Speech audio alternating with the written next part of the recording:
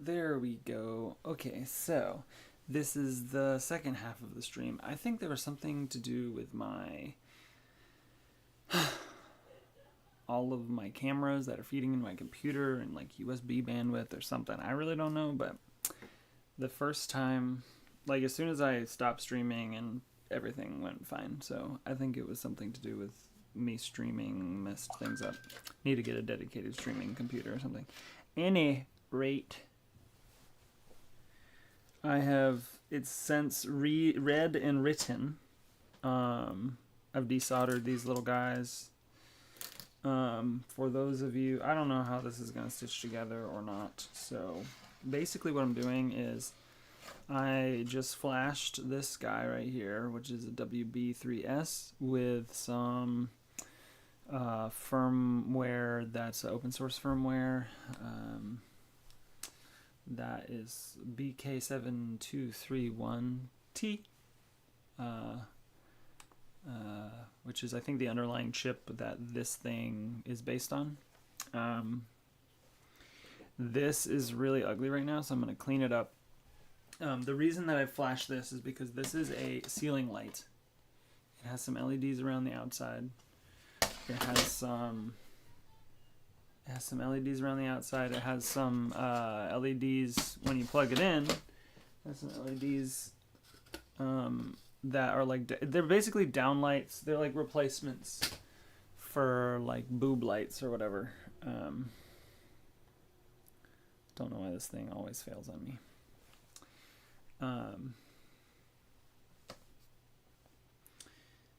And they suck with their default firmware. The default firmware makes you download a stupid app. Also, like whatever firmware's on here, like disconnects from Wi-Fi all the time. It's horrendous. It's terrible. When they disconnect from Wi-Fi and they're like searching, they flash on and off incessantly, and it's super annoying. So this has been happening in my house for like ages. I just recently found this firmware. So what I did was I flashed it. Before I put it all back together, I'm going to clean this up.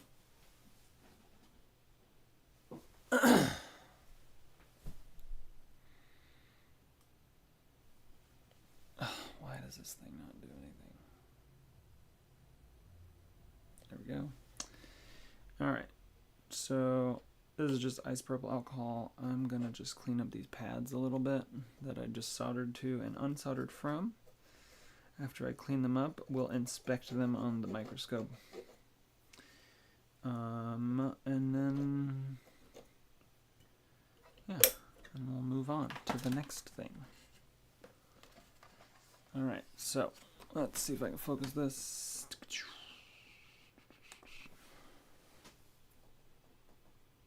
probably gonna look really ugly. Yeah, it's ugly, but it's not. Doesn't look like it will fail, which is good. That was 3.3 volt. Ground looks fine.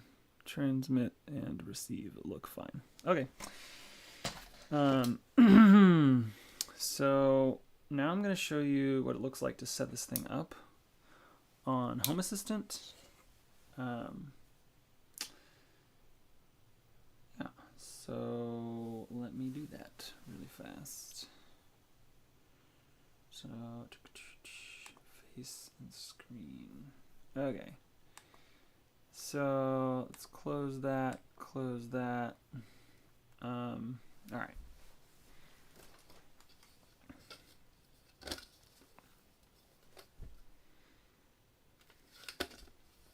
So I'm gonna put this thing back together, which I guess I can show you.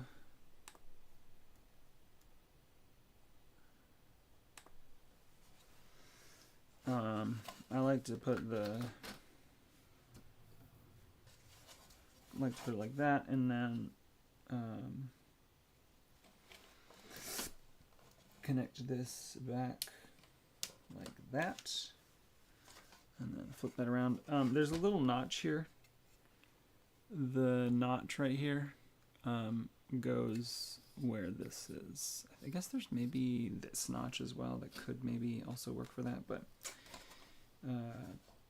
actually maybe that's what I need to do. No, that's fine. Okay. So that's all good. Now I need to put all the screws back in. And actually, before I do this, this is like, I guess not risky, it's just a waste of time if I put all these back in and then it doesn't work, but I haven't even tested it. I've done this about 4 times, so if the firmware write step said it was successful, then it is successful. At least in my N of 4 trials on this.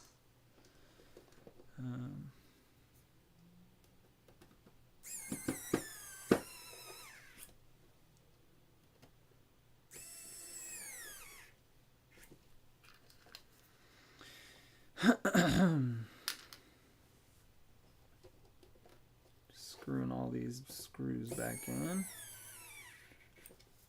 I'm going to turn this light up a little bit.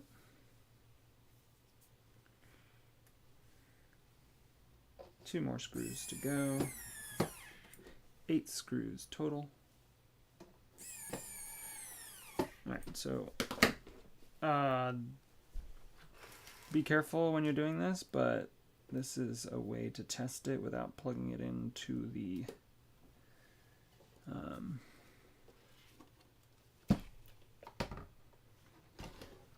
plugging it in. Yeah, I'm actually just going to leave that upside down.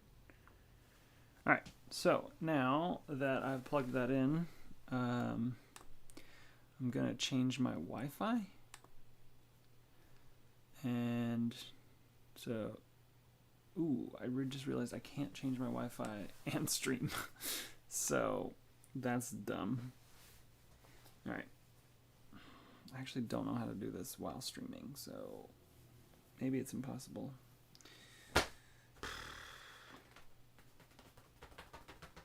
This is why I need a streaming computer.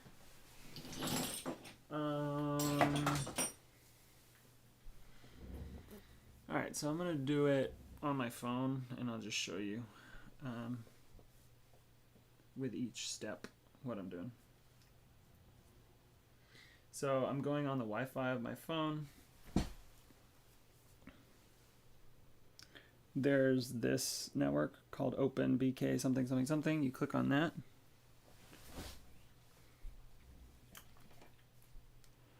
Now on Android, it's going to say, hey, this thing doesn't have internet access because it doesn't have internet access. You have to click a notification and you have to say connect anyway. This is what it looks like. Stay connected. And so you do yes. Alright, and then what you got to do is you go to your browser and you do 192.168.4.1, and that should take you to the configuration page for the thing we just flashed. I'll show you what that looks like when I do it. Might need to refresh. Nope.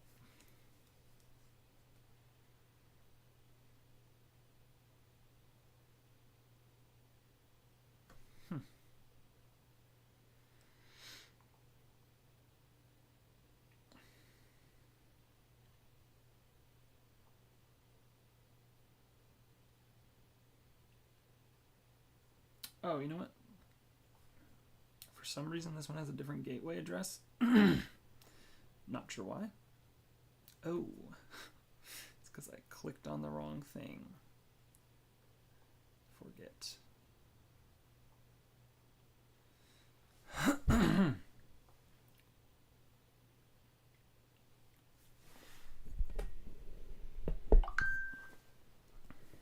Alright, so gotta tap it tap the notification when you connect, say stay connected.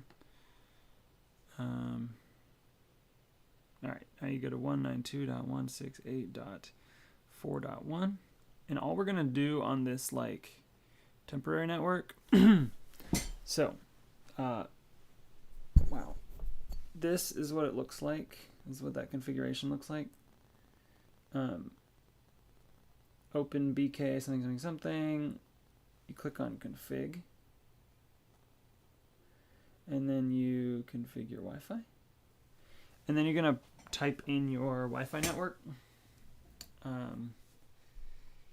That you want this thing to connect to. It has to be a 2.4 gigahertz Wi-Fi network.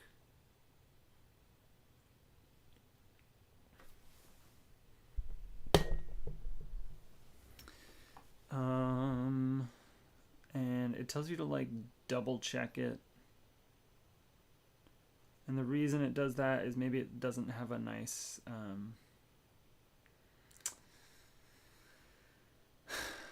backup. You might have to like reflash it or something. So just make sure that your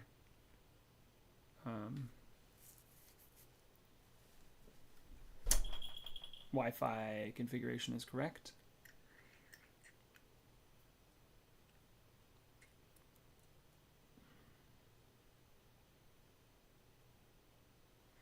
All right, so now it should be on my Wi-Fi network, so now I can share my laptop screen. It should, like, if it was successful in configuring, it'll kick you off of the network, or it'll kick whatever device that you're configuring it with off the network, because the ad hoc network that it generated will not exist anymore, because it'll be connected to your home Wi-Fi. So what I'm going to do now is I'm going in my router settings. I'm not going to show you this, but I'm going in my router settings. And I'm going to DHCP setting, or I'm using an OpenWRT router. It's called, it's on our network, it's in DHCP DNS. Your router might look different. And I'm finding the newest IP that was associated with the OpenBK something rather in the host name. So I think the newest IP is here. Yep. Okay, so it did successfully connect, and so now I'll share my screen.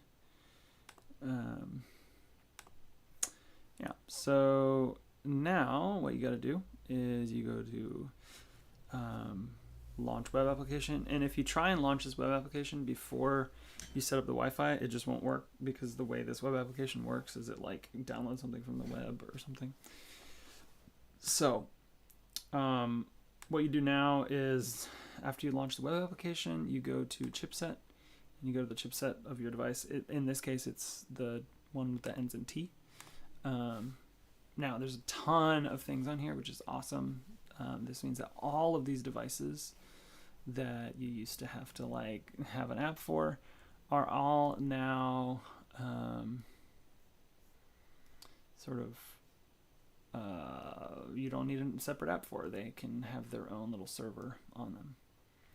So Taloya 12-inch 24-watt ceiling light is the one that we want. So after you click that, you click copy device settings. That'll copy it over into the right hand column for the pin settings. And then I found that this flag 11 thing, I don't know, there's some check in this setting. If you leave the flag 11 there, it does not work when you try and save pins. As soon as you save that, if you go back to the sort of standard configuration thing, you should see all of this stuff. So let me see if I can do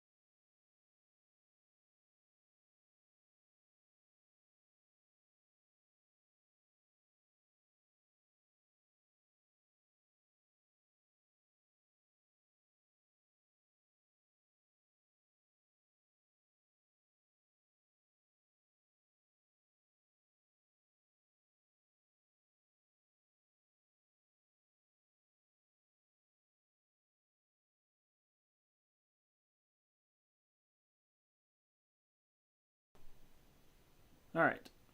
Hopefully you can hear me now. All right, so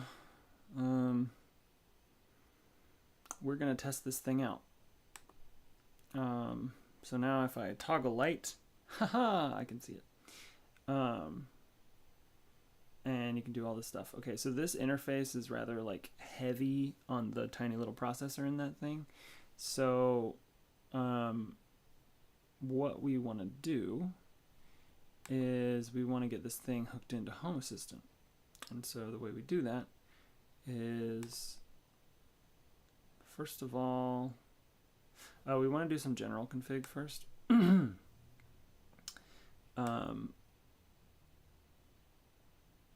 Maybe flag 10 I want, I don't know actually. All right, but flag, I don't know. So flag 11 is supposedly better for this device. It has to do with like the minimum dimming on this device. Flag 12 is good if you control this device with a hard on and off light switch. If you control this with a hard on off light switch, flag 12 will make it so that when you turn it off and on with like a normal light switch from the mains, that it turns on back to whatever it was originally, or back to what it was when it turned off. Yeah, so there's lots of other flags here. I'm not exactly sure how much of them apply to this particular device, but I'm sure some of them do. Let's see. Okay, so you got to submit that after you set those two flags. All right. So now I'm going to go back to config, and I'm going to configure MQTT. And so my MQTT server is at this address locally. I don't have a username and password for it. And you can leave the topic and the group topic the same. I haven't figured out a way to like name this device yet.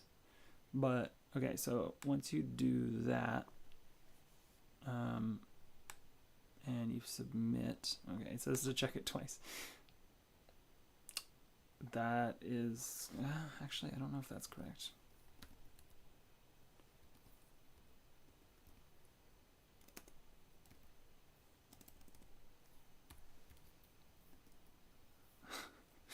Yeah, actually, it wasn't correct. So yeah, mine is on an unraid server. Good thing I double checked it. Again, I don't know, like, if you said it wrong, I guess it just doesn't work. So right now, this thing is it's basically communicating on a particular topic on my MQTT server. That topic can also be read by Home Assistant, which is on the same server. So now if I go to Home Assistant, there's some Home Assistant settings here. And if I go to Home Assistant configuration and then I do start discovery,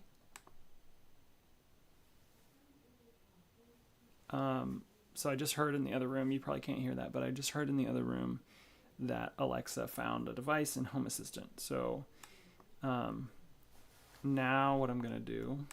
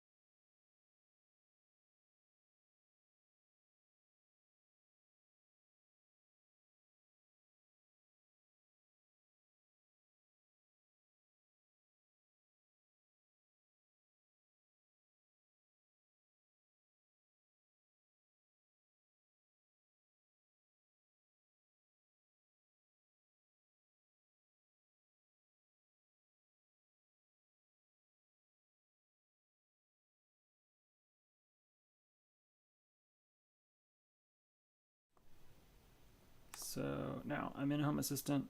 I go down to Settings, go to Devices, and now I look up Devices. And I'm looking for BK something. All right, so I've already done 4 of these.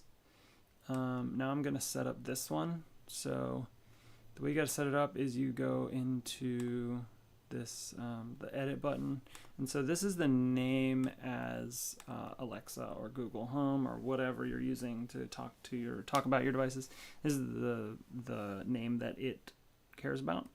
So I'm gonna call this Hall Light 2, and it's in the hall. And I'm going to click on the light,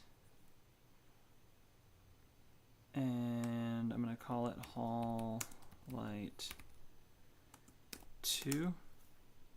It's a light, and to make it easier to like do things with, I'm going to call the ID as well Hall Light 2. All right, so now I'm going to update that. All right, so I'm going to show you now.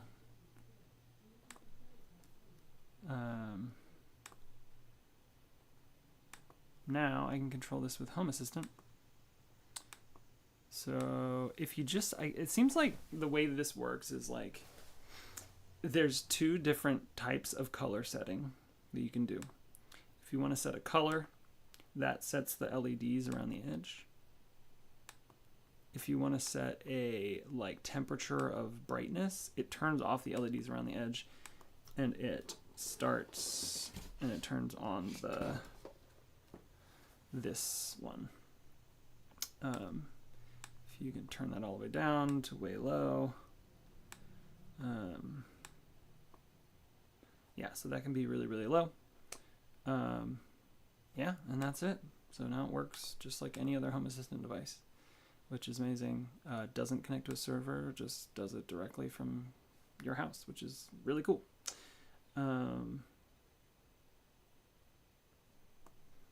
All right, and that is all. Now just reinstall your light and call it a day.